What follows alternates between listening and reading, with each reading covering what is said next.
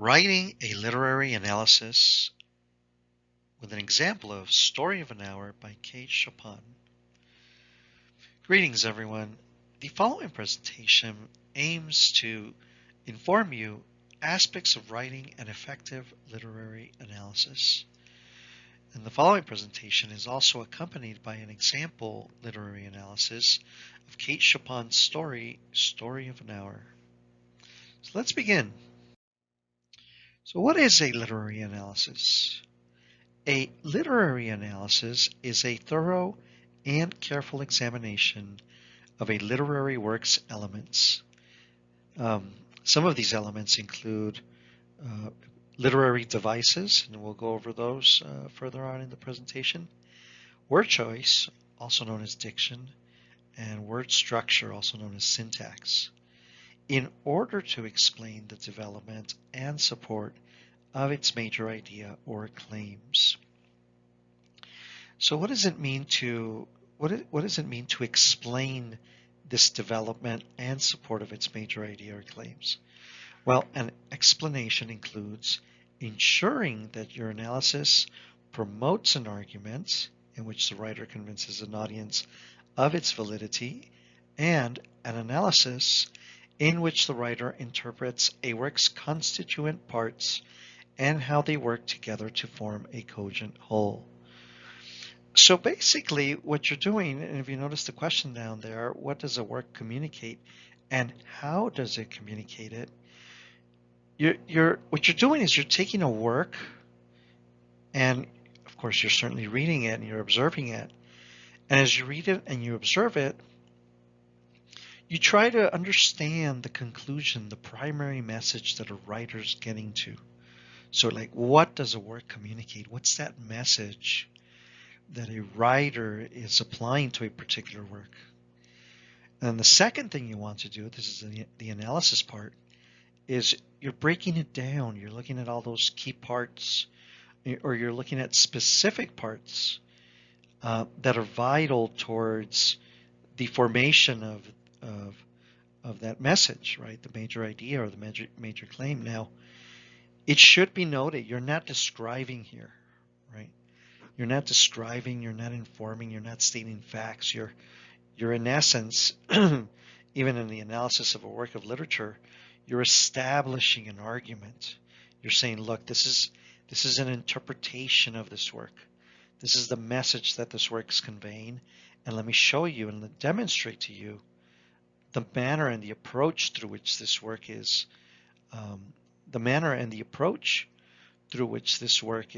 in essence forming this idea or this claim. Okay, so elements of a literary essay are, as you write your essay, you've got to ensure that you have an effective tone. Obviously, being a literary essay, your tone is going to be in line with your audience. Now it's assumed, right? You're writing for a professor or you're writing for a teacher, but don't think of it in that sense, right? I mean, there are many literary essays that are published, right? There's critical analysis that are published. So, consider your classmates as well, or consider an audience that's generally, it's assumed that they're well-read, that they have some aspects of literary knowledge, that they're scholarly. And you're not going to include a tone that's, in a sense, vulgar or aggressive, or some type of tone that in which you're sounding biased, so to speak, right? You certainly and without a doubt have to have a compelling thesis, meaning you've got to have a statement that's addressing the message of the work and the manner in which that message is a particular argument. And your motive, what obviously, if you've read the work and you've probably researched a little bit and you've looked and seen other claims that have been made in the critical sense of a particular work, well, you're going to offer your own message, your own interpretation. And so your motive is, in a sense, somewhat of a response to these other interpretations of a particular work, right? So you're motivated to demonstrate why your interpretation is as valid, or even more valid than some other particular interpretations, without necessarily being disagreeable. Obviously, if you're establishing a particular thesis or claim, you're also supporting it. You're going to support that by means of appropriate and relevant evidence. Now, it is in the evidence where you're going to demonstrate the author's use of particular elements. And again, we're going to address those elements later on in the presentation. Obviously, you're also going to ensure that you have a logical and consistent structure. You don't want a work that's necessarily disorganized or not structured, so to speak. Okay. All right. So I hope this gives you a sense of the key important elements of a literary essay. All right. Well, with tone, again, as mentioned previously, you're demonstrating a consciousness of who your readers are, right?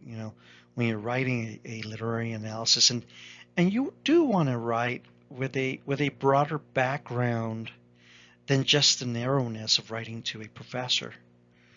You don't, because then you're limiting yourself, in which the audience for your literary analysis or critical reading of a particular work is limited, right? If you do approach it in that sense.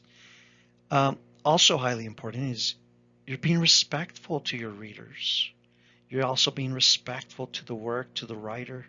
Even if it's a writer who's passed on, you're showing a type of deference to the work. Obviously, if you're writing a particular literary analysis on something, you're investing time, effort. Well, the hope is that you've acquired an appreciation for the beauty of a message that a particular writer is evoking, right? You also want to write in the present tense, right? You want to write in that active voice as well. And you want to be careful. You don't. I'm not saying you shouldn't use the word I, but you've got to be very cautious, because what the word I does is it creates a slight sense of biasness in your writing, so to speak. Okay. So this is tone, right? I hope this gives you some insight as to the application of tone in writing a literary essay. Vital to a literary analysis, literary essay, is the composition, the inclusion of a thesis. I mean, it's an absolute must. A work without a thesis, it really undoes your entire essay. Why does it do your entire essay? It undoes your entire essay because, as a reader, we want to know what you're proposing, right? What's the interpretation that you're arguing in favor of? And so you must have this primary, this once explicitly stated thesis, right? Now, your thesis can range in a length, so to speak. A thesis does not have to be one sentence necessarily, right? You can broaden it, you can expand it, and all. I like the fluidity of one sentence thesis, but they don't have to be. They don't have to be. The thesis must be argumentative, must be defensible, must be debatable. Why is that? Well, if you're stating something that's informational or descriptive or factual, so to speak, well, then you're not, then you're going to have an audience that's going to just simply agree with you. And they're not going to, how shall we say it? Gain insight, or they're not going to gain a motivation for for agreeing or disagreeing with you, right? So you want to be argumentative, and of course you want to be persuasive. You want to try to get them to see your point of view, and you're going to do that by writing a great literary analysis in which your interpretation of the work is strongly argued and strongly supported. So there's a couple of also, by means of the noting what your thesis is getting at. There's particular words that you can utilize to apply that intention of your thesis. Some of these words are noted here, noted in the Norton Anthology. Invites, uses, presents, has, is, tries to. Okay, and again, recall that question: what does a work communicate? What's that message, and how does it communicate it?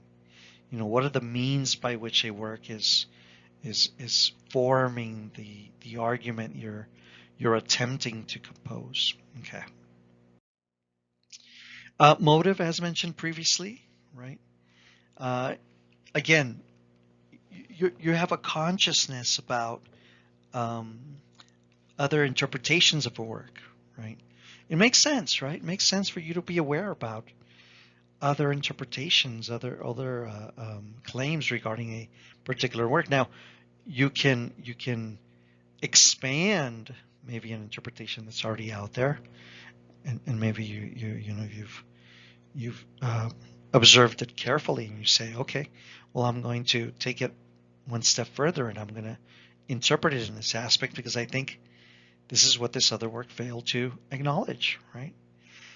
If you do that, you don't necessarily have to write it in the sense that you're disagreeing with another work. You're simply what is it you're doing? You could simply possibly be scaffolding upon that work, right? Okay, hope this gives you insight into this aspect of motive. Evidence and support. Obviously, if you have a thesis statement, then that thesis statement is going to be able to stand by means of evidence, strong evidence, right? Textual evidence. But you're not just stating evidence, right? You're not just stating these observations or these facts from a work of literature. What you also want to do is you want to demonstrate a scholarly interpretation of a work. How is the message being formed? And so, if you recall previously, we were going to expand a little bit on the use of literary elements, and I'll do another presentation on the use of these elements. But here's a list: plot, setting, symbol, narration, point of view, characterization, metaphor, figurative language, genre, irony, diction, syntax. Now this list, it's a fairly traditional, well-known list, but there's of course variations within aspects of this list, so to speak, right? Now, when you use your evidence, you can write by means of quotations. I personally prefer paraphrasing, but it doesn't mean it's just my personal preference, right? But you can certainly use quotations as long as you use them in a way that's subtle, or not necessarily subtle, but cautious in the sense that I don't really want to read, and I would argue that most readers don't want to read a work that's just inundated with quotation after quotation after quotation. Why not? Well, we want to listen to your voice, right? And if you're inundating a work with variation of quotation after quotation after quotation, well, then you're not offering your insights, your own personal insights. So you can use quotations, you can paraphrase, you can be summarical as long as you're doing it in the interpretive sense, or you can be descriptive in offering this evidence. Again, there's no problem including textual evidence, but that your work is absolutely going to be richer as long as you're also demonstrating an interpretation of that evidence and the manner in which that interpretation is supporting your claim. Okay. Structure, right? We don't want to read a work that's chaotically put together, right? I mean, a good work of literature has a good outline structure. It's got a beginning, it's got a middle, it's got an end, right? So to begin, with the beginning, think of a way to spark the interest of a reader. And one of the ways to spark, a good introduction is you might think of a very concise, maybe anecdotal even, story that leads into the mention of your thesis. You also, as a way of applying both your interpretive claim and your motive, it's good to mention the author. It's good to mention the author. It's good to mention the text, the context surrounding the text, the background, and the genre, right? Okay. Uh, Structure, the middle part. These are your supporting paragraphs. Now, each of your supporting paragraph should have what's called a topic sentence. Now, a topic sentence is kind of like a thesis statement. However, it's specific to the argument you're going to sustain in that particular supporting paragraph. Second, that topic sentence also, its aim is to support the primary thesis that you're suggesting, right? That you're establishing. Okay. And then you also want to be sequential and logical. Your follow-up paragraph, the second paragraph of your body, there should be an additional topic sentence because you're going to establish a new argument in that particular paragraph. And that particular paragraph is going to support your primary thesis. Okay. And the conclusion. Now, one thing that I generally say about conclusions is you don't want to be repetitive, right? I mean, we already know as readers what your argument is. And I know a lot of students, they say, well, we should just restate the thesis. I'm not sure that's the best approach. I'm not saying you should never restate your thesis. I'm not saying that's the case, but I think, when somebody reads a work, you want them to leave your literary composition or your critical composition. You want them to leave with a real world application. Okay, so I read this literary analysis. I read this literary essay, this critical analysis. So what? Well, here you go. Look, you're going to take this work, and this is the application, the message, the application of the message onto the real world, right? So there's a couple of questions here addressed. What picture of an author's worldview does your proposed argument imply? Right? It's always good to suggest worldview perspectives, to broaden our horizons, so to speak. And also within the scope of evaluating a work, necessarily, what does your interpretation of a work? What is it offering to the literary world, right? You're kind of self-evaluating yourself. You could also take that approach. If you say, look, this is how I interpret it. This is my interpretation of a work, and this is why it's effective. And so by doing that, it's not necessarily in the maybe more pragmatic or cultural or social or political worldview sense, but in the more direct literary sense, it's a type of self-evaluation of how your interpretation is contributing to the literary field. right? You could also do an aspect of further inquiry, like, how does, as you're interpreting the work, how is it bringing about additional questions, or how is the work um, forming additional contemplations? As you note in the question here, are there any remaining puzzles or question the writer's argument or the text itself fails to answer? Right? So maybe an author is maybe providing a worldview aspect, but maybe there's some gaps here in the mix, right?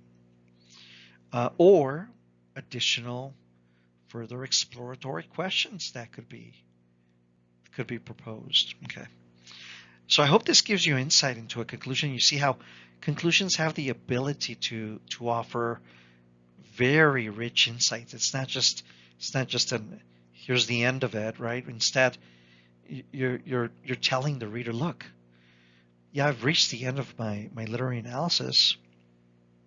However, look, this is what we can take from this, right? And so it's kind of like a promising venue, so to speak. Okay. So let me provide an example of an analysis of Kate Chopin's Story of an Hour, and hopefully this analysis, and I'll basically, I wrote it, and so I'll read it verbatim as we composed it, and hopefully this helps you with your own composition of future literary analysis. So let's take a look. So this is Story of an Hour by Kate Chopin. So the story of Story of an Hour, Kate Chopin's Story of an Hour, it begins with Mrs. Mallard. She receives the terrible news that her husband, Brentley Mallard, has passed away due to a railroad accident.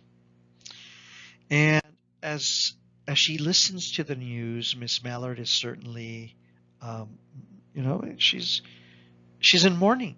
I mean, how could she not? This is her husband.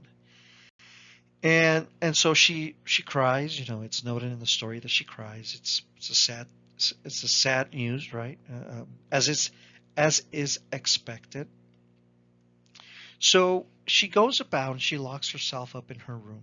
She goes upstairs. She locks herself up in the room, and while she's there, she's kind of going through. Of course, you can imagine somebody being told a message that their beloved is passed on. But the way Chopin writes, it's really interesting. The composure of Miss Mallard's really interesting. And she's there, and she looks out the window, and it shows a certain. You have these very key words, so it's like an observation on Chopin's use of words, right? Like,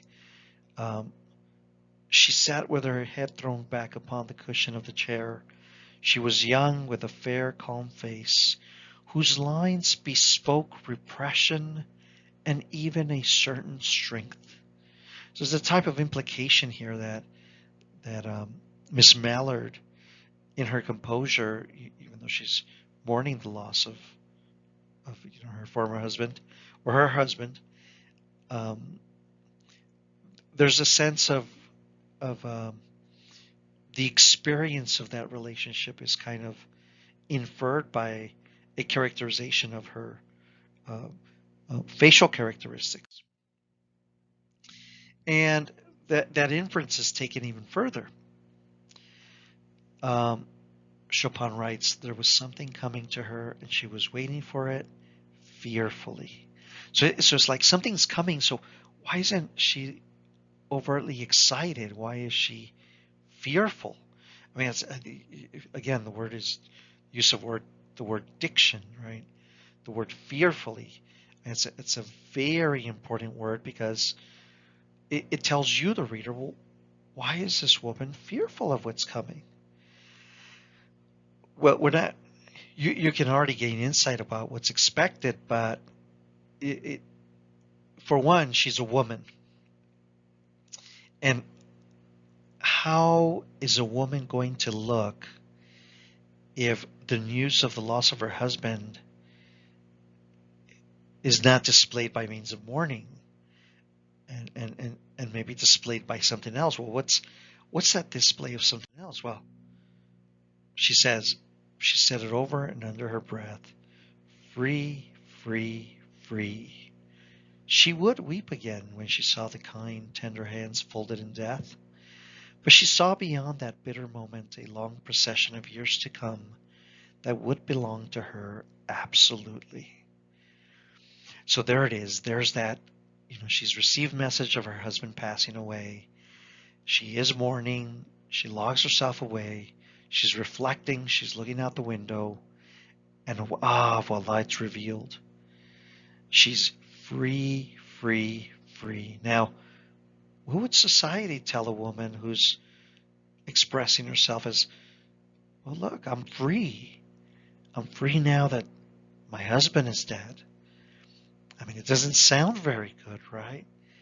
And so there's no argument of why she's doing this in private. She can't openly say, "Oh, great news! I'm free now. Thank goodness he's gone." Right? I mean, it wouldn't be so good. But this is, again, as a woman, as based on what I just mentioned, the expectations of society upon a woman, and you got to remember that this is written in the late 19th century. You have to remember that the news of this isn't particularly inviting news, right? But as Chopin writes, what could love, if we're thinking about this aspect of love, what could love, the unsolved mystery, count for in face of this possession of self-assertion, which she suddenly recognized as the strongest impulse of her being? It's just kind of what she's saying. Yes, I love my husband, but what's it? It's going to sound very cliche and corny here, but as Tina Turner's song comes to mind, is what's love got to do with it, right? If in this feeling of freedom, of independence, what's the relevancy of love to this? I've got a free body and soul, free. She kept whispering. So it's like it's invigorating for Miss Mallory. It's like a second life, so to speak. And this is a complex message that Chopin is addressing here to readers, because when we think of the stereotypes of marriage, the idea is that, well, marriage is that fairy tale ending, so to speak. But here she's giving this different coloring, this different coin of, look, maybe the compromise is too much to bear. Maybe the limitations imposed via marriage are too much to bear. And so, can we blame Miss Mallory for feeling this way? Well, she's there, and her sister, she's knocking at the door, and she's telling Louise, open the door. Go away, she breathed a quick prayer that life might be long. It was only yesterday she had thought with a shudder that life might be long. Now here we have an interesting use of words, right? So with her husband, right, she thought with a shudder that life might be long, saying, oh gosh, I'm with my husband. And again, yes, maybe there's the issue of love, but gosh, it's, my life's going to be long, and maybe not that inferentially positive sense. Yet with him with him gone, this idea of long now is promising. Now it's like, yes, I want a long life. Right? It's not that shuddering aspect of a long life anymore. It's a promising sense of a long life. She clasps her sister's waist, and together they descended the stairs. So Josephine goes and gets her, and they're going to go downstairs. And I guess Josephine is looking out for her, making sure she's okay. And she's assuming, right, that she's, again, that It's that stereotypical, this assumed um, cultural, maybe social status that a mourning widow, she's in bad shape. Well, not for Louise, right? Louise is invigorated here. Someone was open, and something. This is a really interesting ending. Someone was opening the front door with a latchkey. It was Brantley Mallard who entered. He stood amazed at Josephine's piercing cry. Oh my gosh! Well, here's Brantley Mallard. Her husband's at the door. I thought he died, right? And so you can. I mean, think about this. Here's Miss Mallard. She hears this news, and now that she hears the news, she's feeling the sense of promising future now, like a second life, so to speak. And her husband appears at the door, and oh my gosh, it. You can imagine how crushing it must have been. It sounds terrible, doesn't it? Right? But it's really interesting what Chopin is walking us through, right? Well, um, she hears the news, and Richard's the brother. He's trying to cover up doesn't want to expose Josephine. Louise doesn't want to expose Louise to her husband so abruptly, right? But Richard was late. When the doctors came, they said she died of heart disease, of joy that kills. There's a strongly ironic ending there, right? She didn't die because she was happy, right? The assumptions again. Chopin is walking us through the what's assumed in that loss of passing away when somebody witnesses somebody was assumed, a beloved that's assumed to have passed away. She died out of heartbreak. She died out of, oh my gosh, there goes my second life, so to speak. And so that's the closing. That's the end of Chopin's story of an hour. Really interesting story. Very short. I mean, certainly a, um, a very, very short story, but it's nevertheless a story and a very insightful and um, um, reflective story, so to speak. So let's walk through a very concise analysis, and I'm going to break down, the writing, the composition of this analysis. So let's construct, we read the story, and now we're thinking about an interpretation, and so how are we going to construct this thesis statement? If you recall the list, right, we've got to make sure we've got that one statement, um, even if it's one or three sentences. We've got to make sure that it's argumentative. We've got to make sure that we've got these active words that are engaging the reader.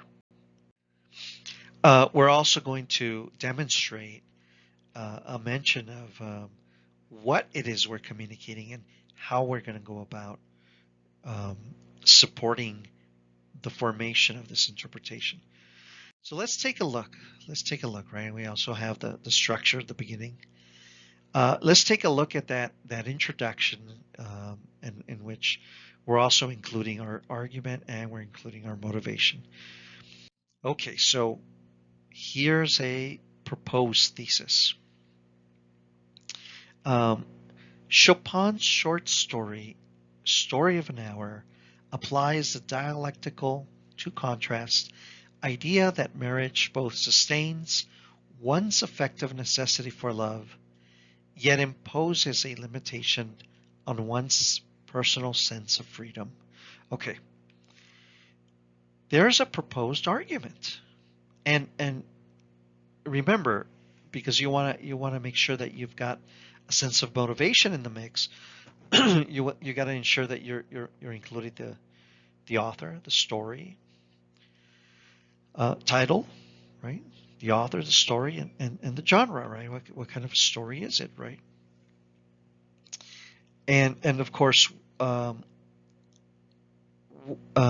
what is it that you'll notice in a little bit a slight modification on the thesis in the introduction, but you want to make sure that you're also not only are you giving insight into the proposed claim, but you're also telling the reader You're also informing the reader um, generally about um, the manner in which or the elements the writer's using uh, to demonstrate the how that message is being formed, right? How mentioning how the how is forming the what. So um, here's those aspects of the thesis, right? Is it argumentative? You have to argue that yes, it's argumentative because somebody might say, um, no, that's not what Chopin's doing. Chopin's not being dialectical in the matter, right? The word dialectical means that a writer uses two contrasting truths or two contrasting opposites uh, to surface this one truth. So you're not going to get to a truth unless you consider two contrasts in the mix, right? In this case, it's the idea of a a loving wife um, contrasted with this idea of a wife wanting to free herself.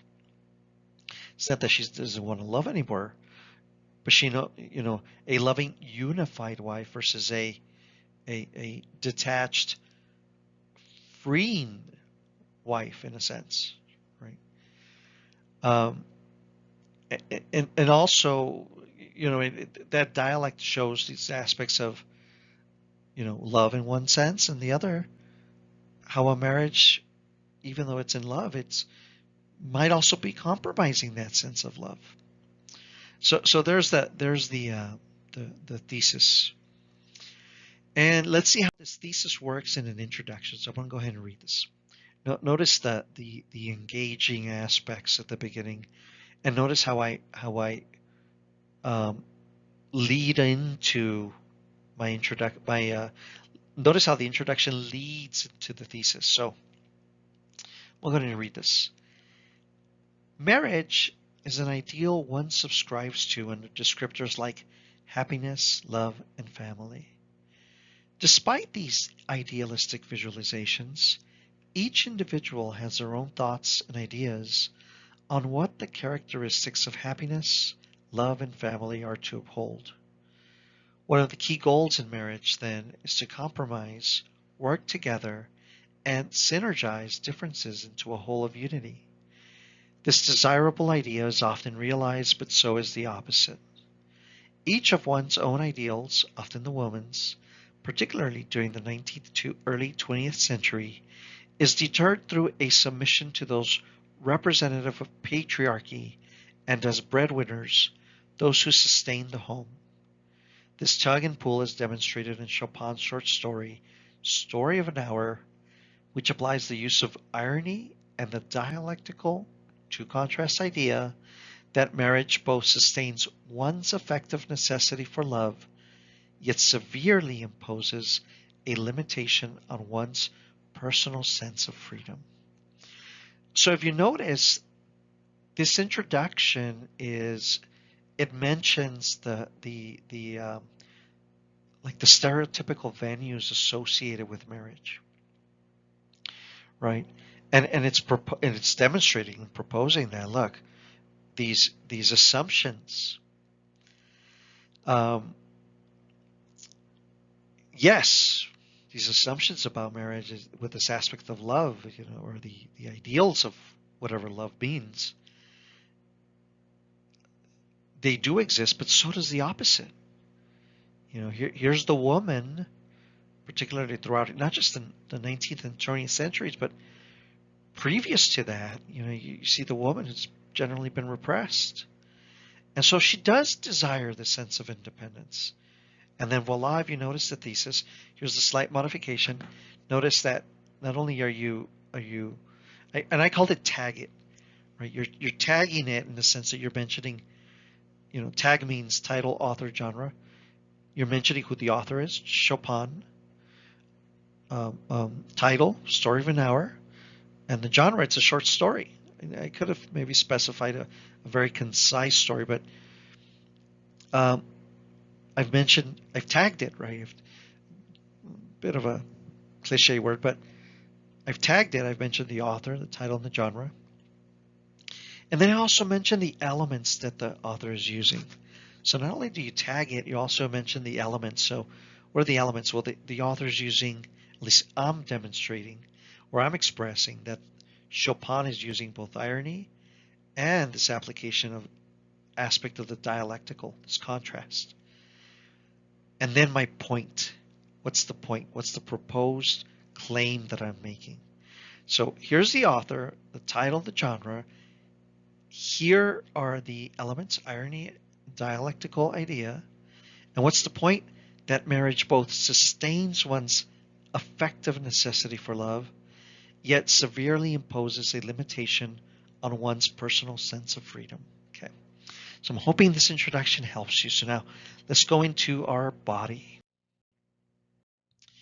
And so the construction of the body, right? There's the checklist, previous checklist that we went through previously, right? We want to make sure that we're including the evidence, but you're also interpreting by means of the elements. So let's observe, right? Structurally, this goes certainly after the introduction. It's the middle aspect of your essay, and that you're writing in a sequential manner. And of course, you want to ensure that your each of your paragraphs has a topic sentence that's supporting your thesis. So let's walk through it. Thesis again. Chopin's short story, Story of an Hour, applies. I should have said it applies, of course, irony and the dialectical to contrast idea that marriage both sustains one's affective necessity for love, yet rejects that necessity on the grounds of its limitations on freedom. So there's my thesis. What topic sentences can I write to support that primary thesis? So here's the first topic sentence. In a marriage, a woman's independence and freedom are only deemed acceptable in private. So that's going to be my first argument that's going to support the primary argument. And here's the second topic sentence. The institution of marriage inherently oppresses one's sense of freedom. So first supporting paragraph. Here's my topic sentence. In marriage, a woman's independence and freedom are only deemed acceptable in private. Evidence. When Louise hears the news that her husband Brantley was killed in a train accident, she exhibits and reveals the pain and suffering traditionally expected of a wife.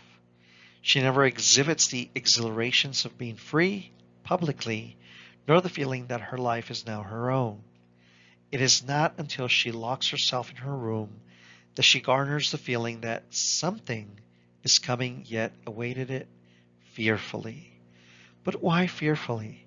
Is it the idealistic conception that women have a responsibility of servitude and submissiveness to men?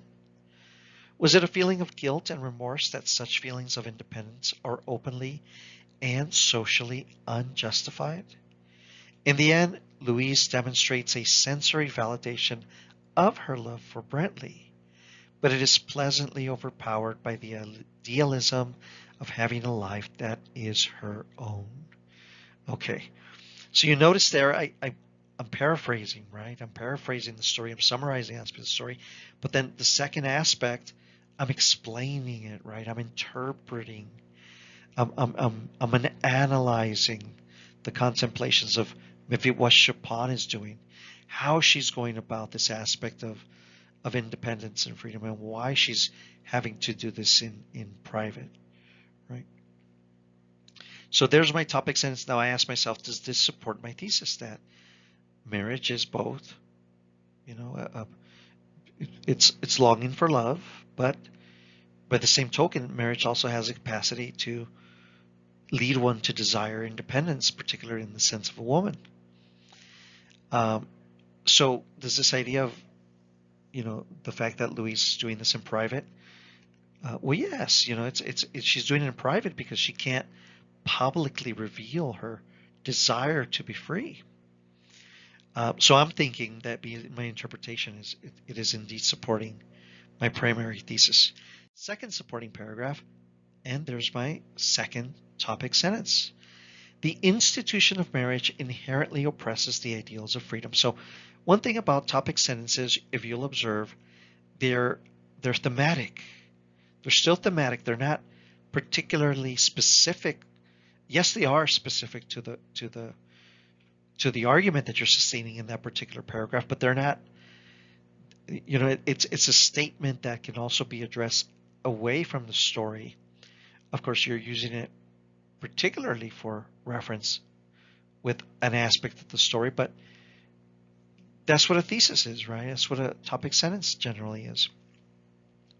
So let's see this idea of marriage oppressing the ideals of freedom.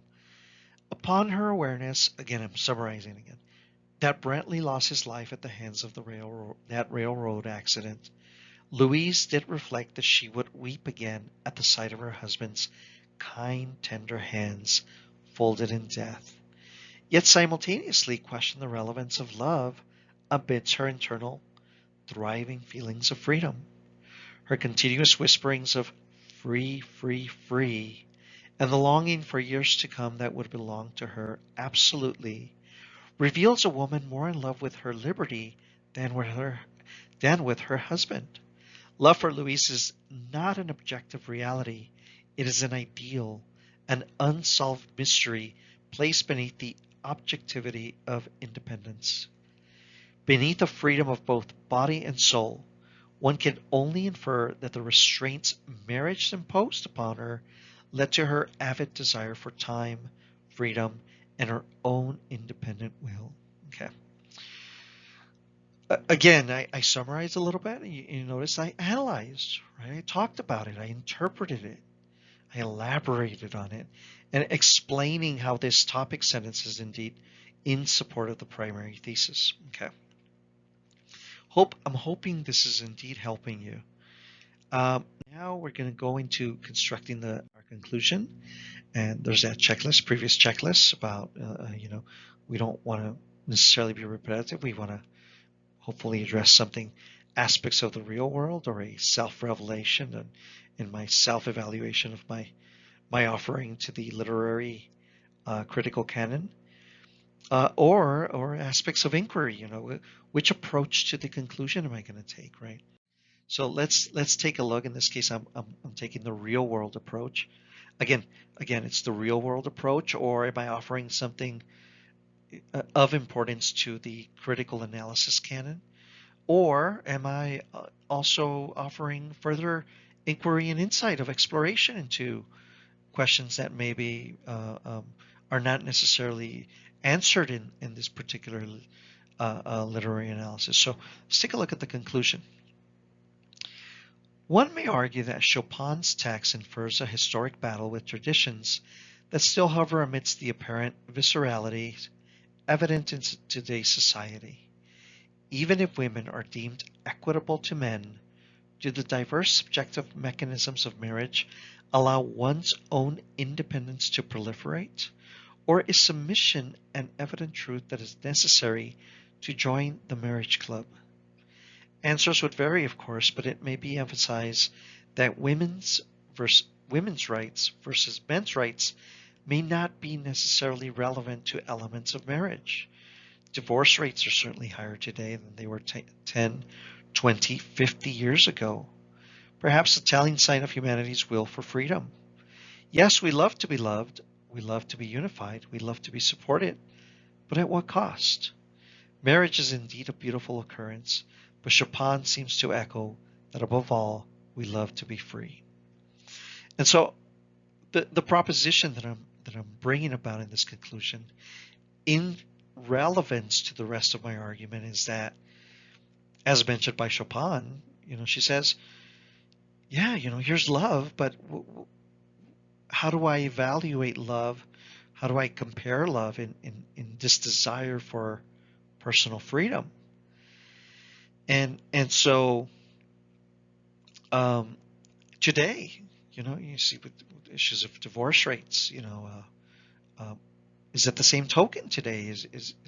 Are we indeed in love with love, or is this aspect of freedom superior, right? And so it's a contemplation maybe that readers might take away from this work. Okay. So I hope this helps you. Um, a great deal of my presentation. The information is found in the Northern Introduction to Literature by Kelly Mace. It's a shorter 13th edition. And I also used information on literary analysis by the Online Writing Lab at Purdue. Great resources that you can certainly explore for yourselves. And I certainly hope this has helped you and that it aids your future writing of the literary critical analysis, literary analysis approach genre. Thank you.